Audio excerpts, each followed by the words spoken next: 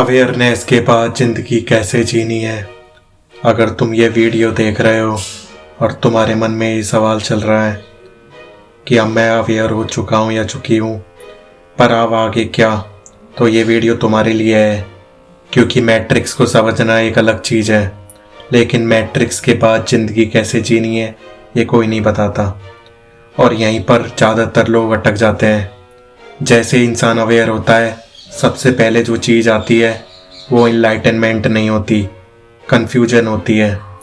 तुम्हें लगता है जैसे तुम दुनिया में हो, पर दुनिया के जैसे नहीं रहे। जो चीज़ें पहले एक्साइटिंग लगती थी अब खाली लगने लगती हैं। जो लोग पहले अपने लगते थे उनसे बात करने का मन नहीं करता, और धीरे धीरे एक डेंजरस थॉट आता है, शायद मेरे साथ ही कुछ गलत हो रहा है। तुम्हारे साथ कुछ गलत नहीं हो रहा, ये मैट्रिक्स से बाहर निकलने का पहला सिम्टम है। मैट्रिक्स सिर्फ तुम्हें कंट्रोल नहीं करता, मैट्रिक्स तुम्हें आइडेंटिटी देता है। नाम, रोल, लेवल, बेटा, बेटी, employee, failure, successful, single, committed. तुम इन लेवल्स को इतना पकड़ लेते हो कि जब अवेयरनेस आती है तो लगता है अगर मैं ये सब नहीं हूँ तो मैं हूँ कौन। और यहीं से ईगो पैनिक करना शुरू करता है। ईगो का काम होता है तुम्हें पुरानी जेल में वापस ले जाना, क्योंकि जेल नॉन होती है और आज़ादी अननोन। अब यहाँ एक बात इम्पोर्टेंट समझो, मैट्रिक्स से बाहर आने का मतलब ये नहीं होता कि तुम जॉब छोड़ दो, घर छोड़ दो या दुनिया से भाग जाओ।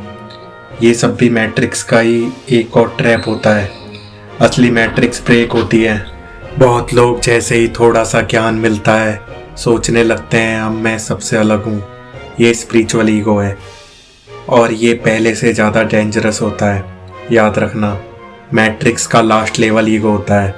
तुमने नोटिस किया होगा अवेयरनेस के बाद तुम्हारे थॉट्स और तेज हो जाते हैं, ओवर थिंकिंग बढ़ जाती है, तुम हर चीज़ एनालिसिस करने लगते हो। इसका मतलब ये नहीं कि तुम ज़्यादा बिगड़ गए हो, इसका मतलब ये है कि पहली बार तुम अनकॉन्शियस नहीं हो। पहले थॉट्स तुम्हें चला रहे थे, अब तुम थॉट्स को देख रहे हो। और जो चीज़ पहली बार दिखती है वो शोर मचाती है इस स्टेज पर। ज़्यादातर लोग डर जाते हैं या फिर खुद को स्पेशल समझने लगते हैं। और याद रखना, दोनों ही मैट्रिक्स के ही वर्जन हैं। मैट्रिक्स का सबसे गहरा प्रोग्रामिंग होता है सर्वाइवल का डर। पैसा ख़त्म हो गया तो लोग क्या कहेंगे, अकेले रह गया तो फ्यूचर का क्या होगा। ये डर नेचुरल नहीं होता, ये सिखाया गया होता है। जिस दिन तुमने ये देखा कि डर तुम्हारे अंदर उठ रहा है लेकिन तुम डर नहीं हो, उसी दिन तुमने मैट्रिक्स की सबसे मजबूत दीवार में क्रैक डाल दिया। अब एक सिंपल एक्सरसाइज समझो, कोई मंत्र नहीं, कोई पोस्चर नहीं। जब भी कोई स्ट्रॉन्ग थॉट आए, पॉजिटिव हो या नेगेटिव, बस इतना पूछो, ये सोच मुझे आ रही है या मैं इस सोच हूँ। बस इतना। इस एक सवाल से तुम रिएक्शन से बाहर आ जाते हो, और रिएक्शन ही मैट्रिक्स का फ्यूल होता है। तुम सोचते हो मैट्रिक्स बाहर है, गवर्नमेंट, सिस्टम, लोग। सच ये है, मैट्रिक्स तुम्हारी ऑटोमेटिक रिएक्शंस में छुपी होती है। गुस्सा आया, रिएक्ट। डर आया, रिएक्ट। इनसिक्योरिटी आई, रिएक्ट। जिस दिन तुमने रिएक्ट करना कम कर दिया, उस दिन मैट्रिक्स तुम पर अपनी पावर खो देती है। अवेयरनेस का मतलब ये नहीं कि तुम हमेशा खुश रहोगे। अवेयरनेस का मतलब है कि तुम रियल हो जाओगे, कभी शांत, कभी कंफ्यूज्ड, कभी अकेला, पर फेक नहीं। और फेक खुशी से रियल बेचैनी ज़्यादा बेहतर होती है। जब अवेयरनेस बढ़ती है तो एक और चीज़ आती है जिसके बारे में कोई बात नहीं करता, लॉनलीनेस। तुम लोगों के बीच होते हो, बात भी कर रहे होते हो, पर अंदर से लगता है जैसे कि तुम अलग हो गए हो। ये इसलिए नहीं होता कि तुम सुपीरियर हो, ये इसलिए होता है क्योंकि तुम ऑटोमेटिक नहीं रहे, और जो देखने लगता है वो भीड़ का हिस्सा नहीं रहता। ये लॉनलीनेस पनिशमेंट नहीं होती, ये ट्रांजिशन है। अब रिलेशनशिप्स को समझो। मैट्रिक्स हमें सिखाती है कंप्लीट होने के लिए कोई चाहिए, इसलिए हम रिलेशनशिप में जाते हैं प्यार से ज़्यादा नीड के साथ।